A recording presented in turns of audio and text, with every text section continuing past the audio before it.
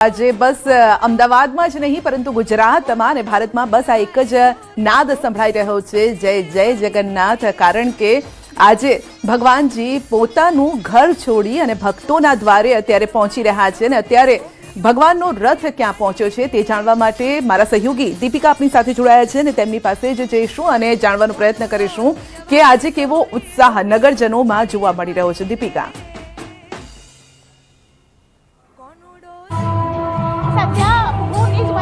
બહાર છું અને અહીં રથ નીકળી ચૂક્યા છે।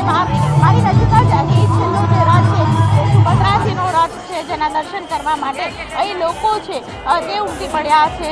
સુભદ્રાજીના દર્શન સાથે સાથે ભાઈ બલભદ્રના દર્શન છે તેઓ કરી રહ્યા છે અને ઉત્સાહ છે, ઉત્સાહનો અતિરેક છે, આસ્થાનો અતિરેક છે એ જોવા મળી રહ્યો છે। દરેકને હાથમાં મગનો પ્રસાદ આપવામાં આવે છે અને મગના પ્રસાદની સાથે ખાસ કરીને લોકોને આજે ઉપરણા પણ આપવામાં આવે છે। આ ઉપરણા છે તેનું વિશેષ મહત્વ છે। સ્વયંસેવકો છે તેઓ અહીં જોડાયા છે અને સાથે મોટી સંખ્યાની અંદર ખાસ કરીને સુરક્ષા એજન્સી છે હાલ રથ પાસે સૌથી વધારે જોવા મળી રહી છે। જે લોકો દૂરથી આવ્યા છે, ખાસ કરીને દર્શન કરવા આવ્યા છે, તેમને પણ ક્યાંક ને ક્યાંક દર્શન થતા જોવા મળી રહ્યા છે। સીધા જ આપણે લાઈવ દ્રશ્યો બતાવી રહીશું સંધ્યા, કે અહીં આવનાર ભક્તો છે તેઓ દર્શન કરવા આવ્યા હોય। અમારી સાથે ભક્ત છે તેમને સાથે વાત કરીશું। બેન, ક્યાંથી આવ્યા છો આપ? ચાંદખેડાથી।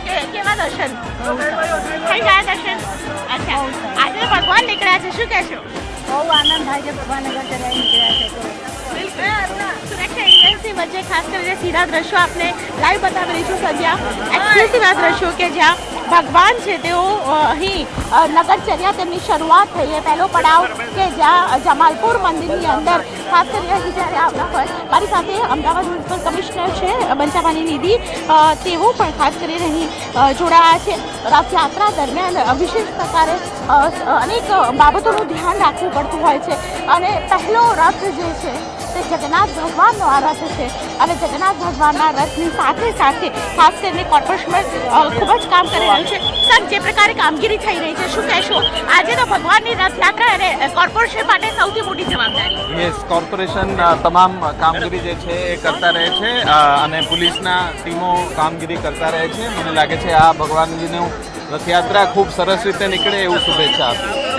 રથયાત્રા સારી રીતે નીકળે એ રીતે શુભેચ્છા છે તે અમદાવાદ મ્યુનિસિપલ કમિશનરે કરી અને ખાસ કરીને અહીં જોઈ શકો છો કે જે પ્રકારે અહીં અનુપમસિંહ ગેહલોત અને સાથે જ અહીં ગુજરાત રાજ્યના ડીસી છે તેઓ પણ અહીં પહેલા રથ પાસે આવ્યા છે અને અહીંથી દર્શન કરીને ખાસ કરીને તેઓ સુરક્ષા એજન્સીને લઈને દરેક પ્રકારના